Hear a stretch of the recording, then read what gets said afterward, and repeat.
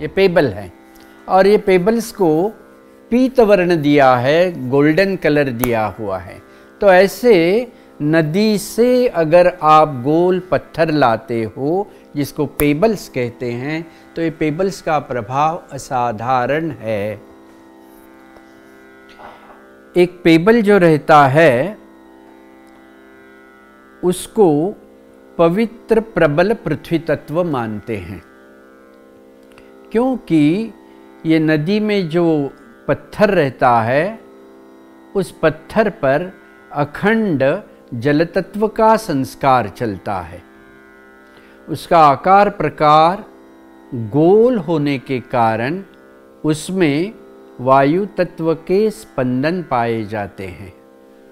ऐसे पत्थर पर जब जल तत्व घिसकर जाता है तब फ्रिक्शन के कारण, घर्षण के कारण उसमें अग्नि तत्व के स्पंदनों का भी प्रभाव रहता है। जितना भी हल्का पृथ्वी तत्व है, कच्चा पृथ्वी तत्व है, वो घिस घिस कर निकल जाने के बाद जो रहता है वो घनीभूत पृथ्वी तत्व रहता है, सॉलिड अर्थ एलिमेंट है। इसीलिए नदी का जो एक पत्थर है जिसमें पांचों तत्वों के शुभ गणों का अंतर्भाव है, इसीलिए इसको पवित्र और प्रबल पृथ्वी तत्व मानते हैं। तो इस प्रकार से एक बड़ा पत्थर समझो आप लेते हैं ब्लैक या ब्राउन कलर का, और जहाँ बंगलो है तो वहाँ सेंटर ऑफ द साउथ, जहाँ पर यम देवता का राज है, वहाँ पर ऐसा बड़ा वाला पत्थर आप गाड़ दो।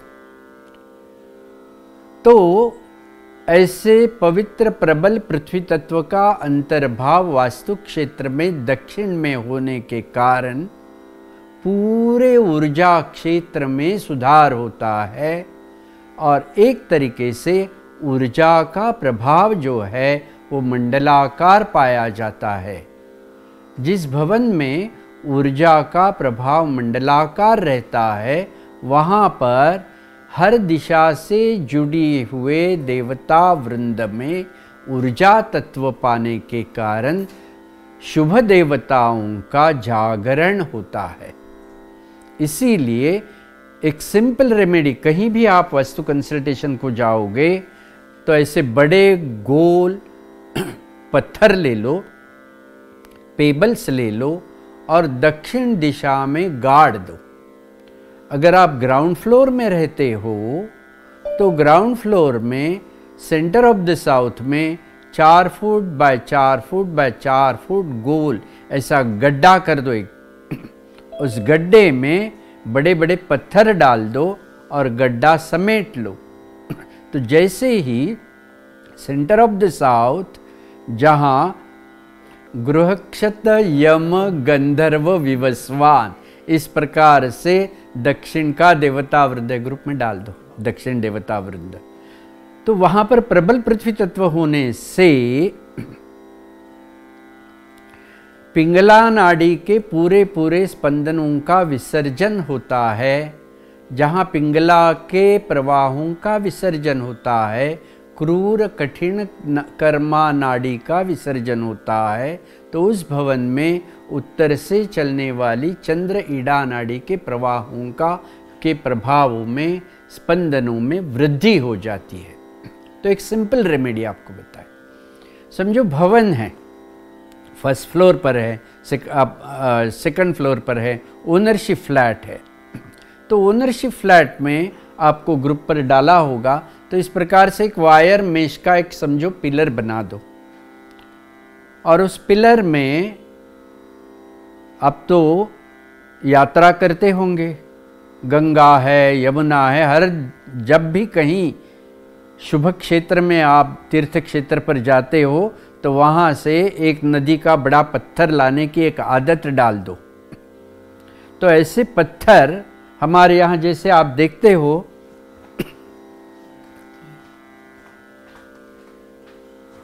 तो गोल पत्थर क्या,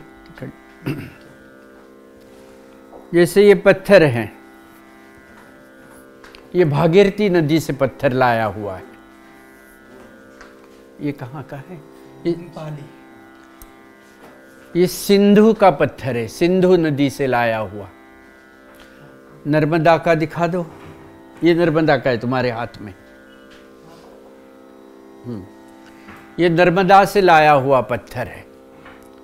तो इस प्रकार से जब भी आप किसी तीर्थ क्षेत्र पर जाते हो तो वहाँ से पेबल्स लाने की आदत डालो, और ऐसे पेबल शुभ मुहूर्त पर दक्षिण दिशा में या नैऋत्य दिशा में या पश्चिम दिशा में भवन में प्रविष्ट कर दो।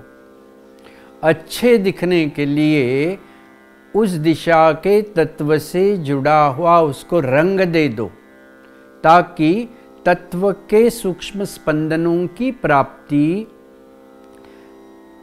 उस पृथ्वी तत्व से जुड़ जाएगी। तो इसमें तत्व का भी नियमन होगा और ग्रह से जुड़ी हुई जैसे शनि है, राहु है, इनके स्पंदनों का भी प्रबल पृथ्वी तत्व में विसर्जन हो जाएगा। तो ये जो फर्स्ट केस स्टडी आपको दिया है उसमें दक्षिण दिशा में जितनी भी रोशनी आती है वहाँ पर पीत वर्ण की येलो फिल्म लगा दो। सेंटर ऑफ द साउथ में बड़े बड़े पत्थर रख दो। यहाँ बाहर एक बालकनी भी है। ये अंडरग्राउंड वाटर टैंक इतना निकट नहीं है, भवन से लगभग 15-20 फुट दूर है। मतलब 15-20 फुट बड़ा प्रांगण भी इस भवन से जुड़ा हुआ है। आपको ये फिगर मिली होगी ना ग्रुप में। मतलब इस भवन में दक्षिण में बड़ा प्रांगण है, दक्षिण में अंडरग्राउंड वाटर टैंक मतलब डिप्रेशन है, और दक्षिण से बड़ी बड़ी खिड़कियां होने के कारण दक्षिण से प्रकाश का भी आवर्तन आक्रमित होता है। मतलब ऐसे भवन में त्रिविध प्रकार से रेमेडी करना आवश्यक है। पर्दा है, एक नकाब है, जिसमें पूरी निगेटिव ऊर्जा जो है वो समाविष्ट हो जाएगी, विसर्जित हो जाएगी। उसके बाद वहाँ की जो टेरेस हैं उसमें पीत वर्ण की फर्शी डाल दो, टाइल्स डाल दो।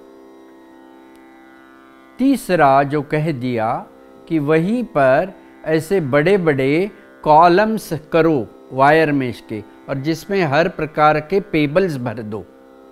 तो बस इतना रेमेडी करने से ऐसे भवन में दक्षिण से चलने वाली ऊर्जा का विसर्जन होगा। तथा उत्तर में जब श्वेत मार्बल, मोती, रौप्य, चावल, कपूर, चंदन की पाउडर, एक हल्दी की गांठ और एक सुपारी डालते हैं तो वहाँ पर देवता तत्व आरूढ़ हो जाएगा। उत्तर से दक्षिण तक चलने वाला पूरा अक्ष जो है वो सुधर जाएगा और इस भवन का घटाकाश सुधर जाएगा। मतलब घट, घटना, घटाकाश। तो जैसे ही घटाकाश का स्पंदन स्थिर हो जाता है, गतिशील रहता है, ऊर्जा का प्रभाव मंडलाकार रहता है, तब ऐसे भवन में शुभ घटनाओं का अनुभव आने का प्रारंभ हो जाता है। इस प्रकार से घट, घटना, घटाकाश ये त्रिसूत्री का असाधारण महत्व वास्तुशास्त्र से जुड़ा हुआ है।